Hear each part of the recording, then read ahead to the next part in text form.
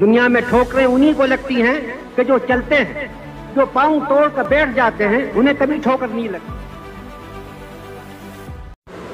بھارتی تاریخ میں ایک ایسا نام جس نے کم سنی میں اپنی ذہانت و فطانت سے ملک و قوم کو حیران نشستر کر دیا، متضاد حیثیتوں پر مبنی زندگی کے مالک مولانا ابوالکلام آزاد ایک زبردست صحافی، عالی مرتبہ مجتہد، عظیم دانشور، بلند پایہ مفکر، فلسفی اور جنگ آزادی کے عظیم رہنما تھے۔ مولانا ابوالکلام آزاد کی پیدائش سن 1888 میں مکہ معظمہ میں ہوئی۔ گھر میں ان کا نام سید غلام محی الدین رکھا گیا، مگر ان کے والد مولانا سید محمد خیر الدین بن احمد انہیں فیروز بخت کے نام سے پکارتے تھے۔ اپنے والد سے ابتدائی تعلیم حاصل کرنے کے بعد آزاد مصر کی مشہور درسگاہ جامعہ ازہر چلے گئے، جہاں انہوں نے مشرقی علوم کی تکمیل کی۔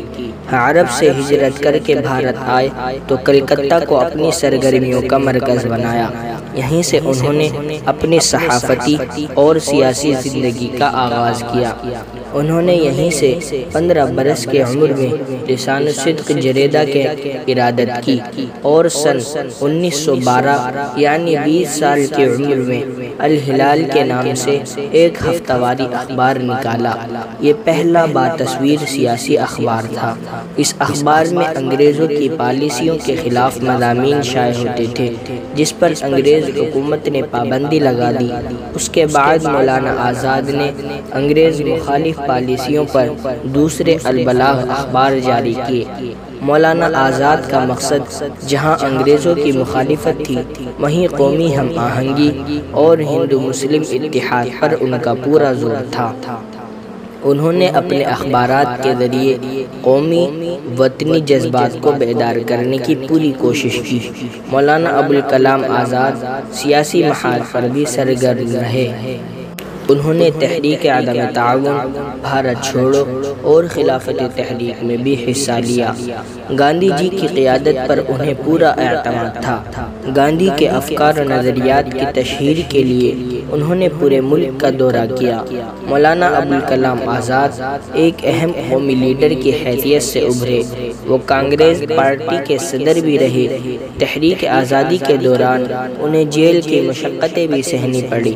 بھارت کی آزادی کے بعد مولانا آزاد ملک کے پہلے وزیر تعلیم بنائے گئے۔ انہوں نے وزیر تعلیم کی حیثیت سے بہت سے کارنامے انجام دیے۔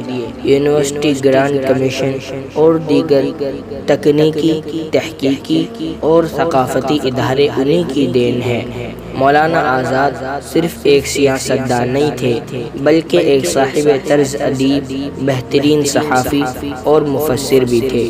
انہوں نے شاعری بھی کی، انشائیے بھی لکھے، سائنسی مضامین بھی تحریر کیے، علمی مقالات بھی تحریر کیے، قرآن کی تفسیر بھی لکھی۔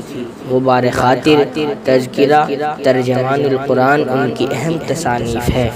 مولانا نے اپنی کتاب غبار خاطر قلعہ احمد نگر میں قید کے دوران تحریر کی تھی، جسے مالک رام جیسے محقق نے مرتب کیا اور ساہتیہ اکیڈمی نے اسے شائع کیا۔ مولانا آزاد اپنے عہد کے خداداد صلاحیتوں کے مالک شخص تھے، جس کا اعتراف پوری دنیا کو ہے، اور اسی ذہانت، لیاقت اور مجموعی خدمات کے اعتراف میں انہیں بھارت رتن سے بھی نوازا گیا تھا۔ مولانا آزاد کا انتقال 2 فروری 1958 کو ہوا۔ اردو بازار، دہلی کی جامع مسجد کے احاطے میں ان کا Thanks for watching. Don't forget to like, comment, share and subscribe to